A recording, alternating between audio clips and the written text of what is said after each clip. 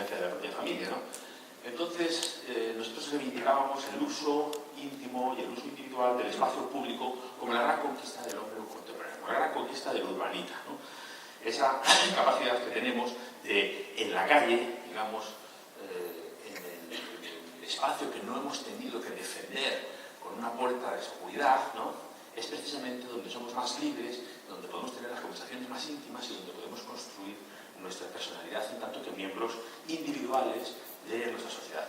Y recurríamos a esta imagen de Loyer, a través de la cual quiso representar una idea primitiva de arquitectura, ¿no? Loyer, esta es la primera representación de la arquitectura en la cual la arquitectura no es la defensa del medio, no es la oposición, digamos, a un exterior agresivo del cual hay que protegerse por sus inclemencias climatológicas o porque el enemigo habita ahí fuera, ¿no? Entonces, Loyer dice, el primer habitáculo del hombre tiene que ser, él no se refiere al primero como en el tiempo, ¿no? Se refiere como a la primera habitación, en el sentido, digamos, intenso de la palabra, como la acción primigenia, ¿no?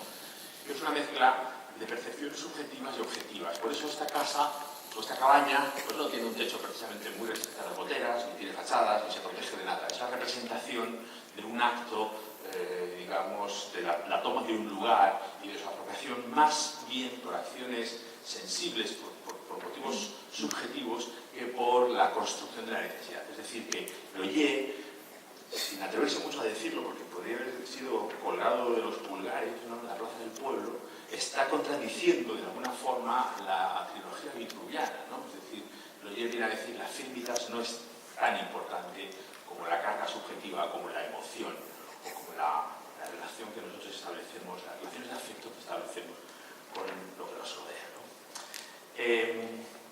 De ahí viene esta pieza que es una gran lámpara que cuelga de los árboles y de unos mástiles que se pueden identificar por ahí, que en una pequeña esquina de Guangzhou, la que nos dio el ayuntamiento cuando organizó esta convocatoria, nosotros queríamos convertir en algo así como una cabaña contemporánea de Loyer, un lugar en el cual inventar y descubrir una cierta intimidad a pesar de estar en el espacio público.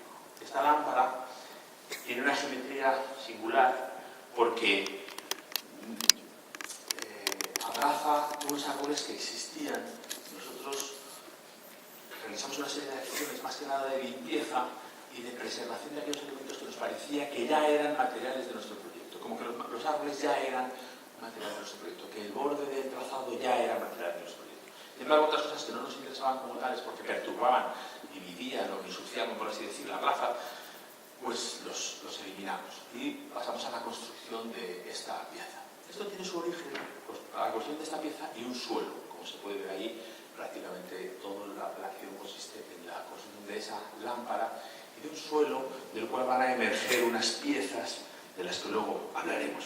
Esto viene también de una reflexión sobre un texto de Rainer Banham que se llama A Home is not a House, algo así como un hogar no es una casa, en el que Rainer Banham, en los años 60, reflexiona sobre la transformación que se ha producido en la vivienda, digamos, de la clase media americana, diciendo que la invasión de los electrodomésticos, la invasión de los tubos de aire acondicionado, los trituradores de basura, las cañerías, los sistemas eléctricos, etc., eran en realidad el hogar.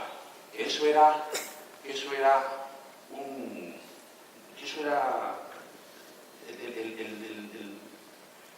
la construcción de la domesticidad, eran esos objetos, redes e instalaciones.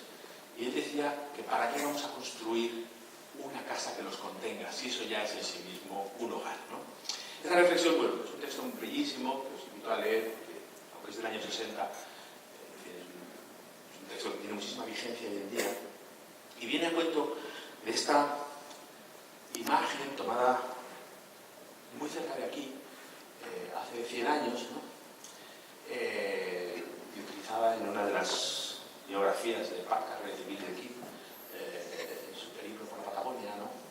Que explica que eso que hay en el suelo es un suelo de piedra, es decir, es un suelo térmico, es un suelo que acumula calor, el calor de una chimenea, que por un lado es chimenea y por el otro lado es cocina, que es lo único que en esta cabaña era resistente.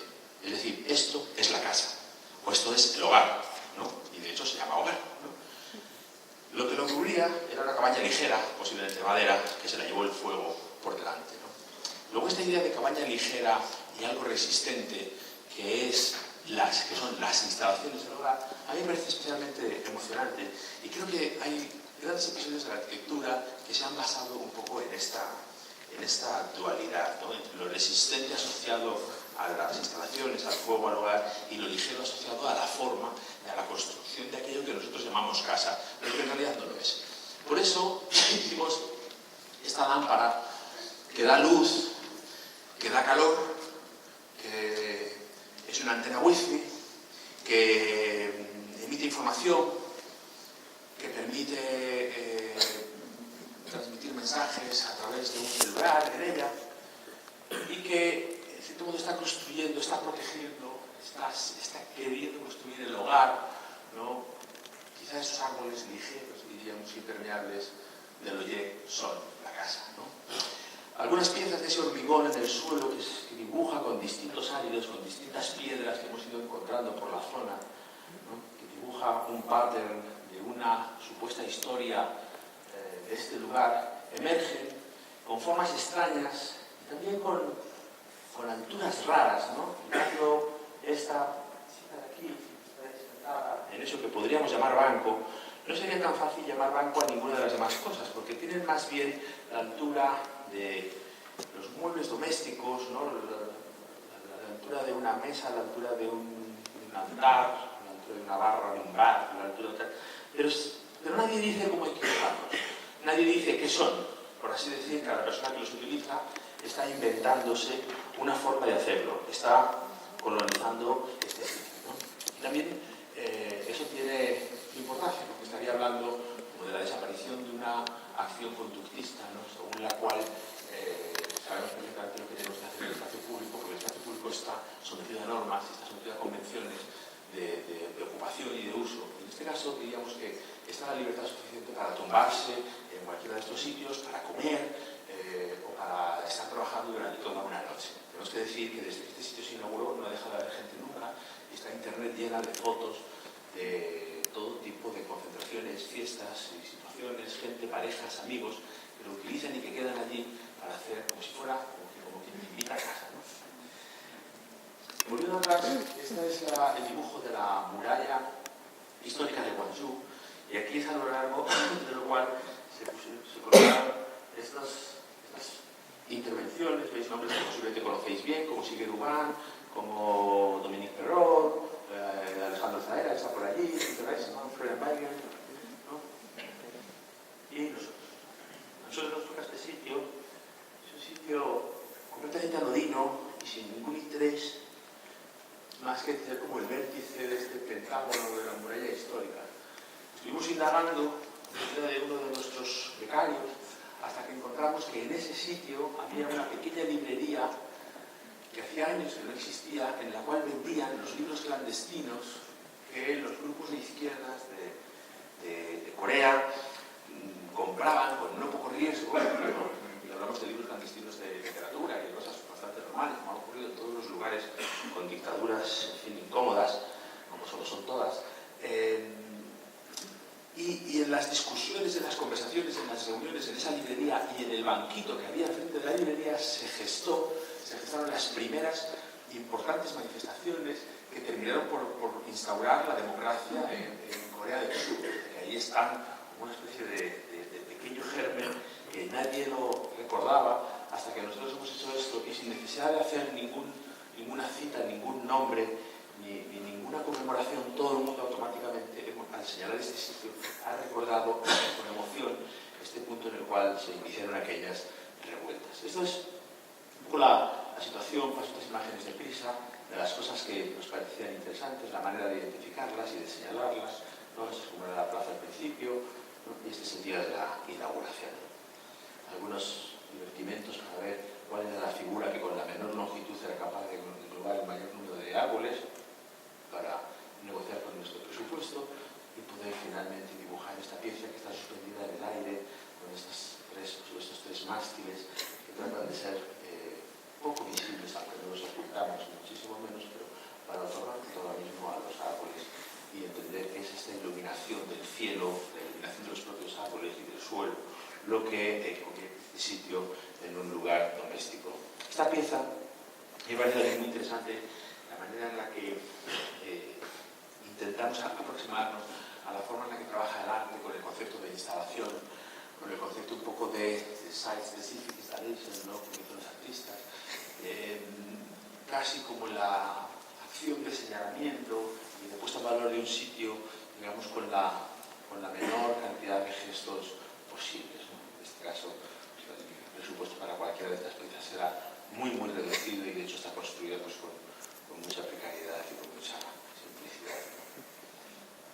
Y hay algunas imágenes que hemos convertido en dibujos a partir de fotos que nos ha mandado la gente de cómo se utiliza el sitio. Y bueno, tengo alguna película por ahí, pero como hemos empezado un poco tarde, vamos a correr.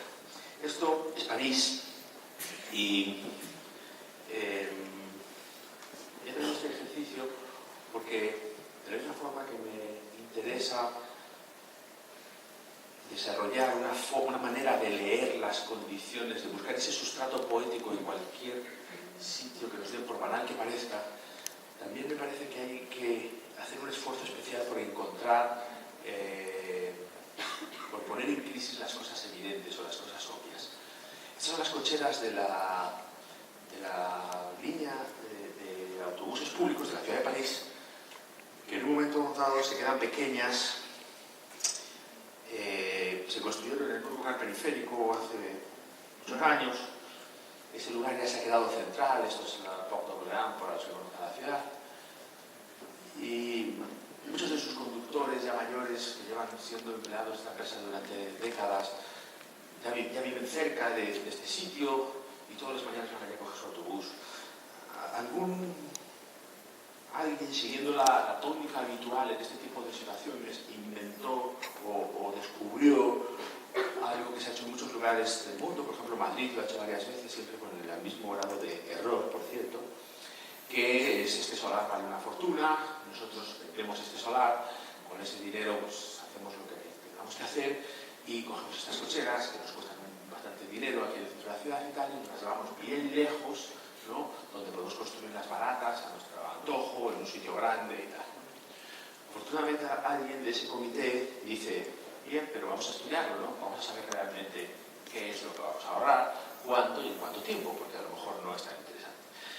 Efectivamente, se descubrió lo que nadie sospechaba, y es que solo la gasolina, el tiempo de sus autobuses, cuando terminaban su línea de ir hasta aquel lugar, más el costo humano de las personas que tendrían que ser desplazadas todos los días con la consiguiente, digamos, crisis para muchos de ellos que ya eran mayores, pero no lo suficiente, pero no tanto como para de repente introducir en su vida un factor de incomodidad de larga libre.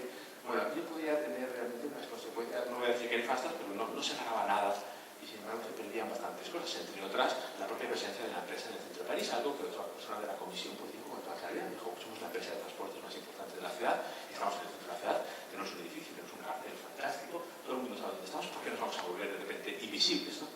Entonces sacaron un concurso en el que proponían que, haciendo una serie de estudios de mercado, se construyeran tantas viviendas encima de unas nuevas cocheras, porque estas a pesar de todo están obsoletas realmente y no caben los autobuses modernos, tantas viviendas como las necesarias para que las plusvalías generadas por su venta permitieran reconstruir las cocheras conforme a los estándares convencionales. Este es el proyecto que veis aquí. Y, en cierto modo, el proyecto es también una reflexión sobre cuestiones como las nuevas comunidades urbanas o la densidad, ¿no? Simplemente alguien diría, uy, pero eso es muy denso. Pero esto es más denso que lo que tiene la pasada corrida de inmuebles, ¿no? Pero bueno, efectivamente, alguien podría decir, es muy denso, y alguien también podría decir, sí, es que, ¿sabes? Estas son las viviendas que hay que construir para que estas cocheras de aquí abajo no te cuesten nada a ti ni a todos tus amigos. Entonces, de paso, pues podemos poner una guardería y de paso podemos poner las oficinas de la compañía y podemos hacer un montón de cosas y podemos inventar o reflexionar acerca de lo que supone vivir en el centro de la ciudad. Vivir en el centro de la ciudad, en París, es evidentemente una elección pues vital, ¿no? Vital en el sentido de que afecta a la vida de las personas. Es decir, más allá de niños tienen o no más peligros o más contaminación o menos parques, hay que llevarlos a vivir a un lugar lleno de rotondas y de centros comerciales, que eso sí que es saludable, ¿no? O hay que ir a vivir a una casa adosada, ¿no? con dos coches, 2 perros, 2 niños, quizá 2 parejas, ¿no?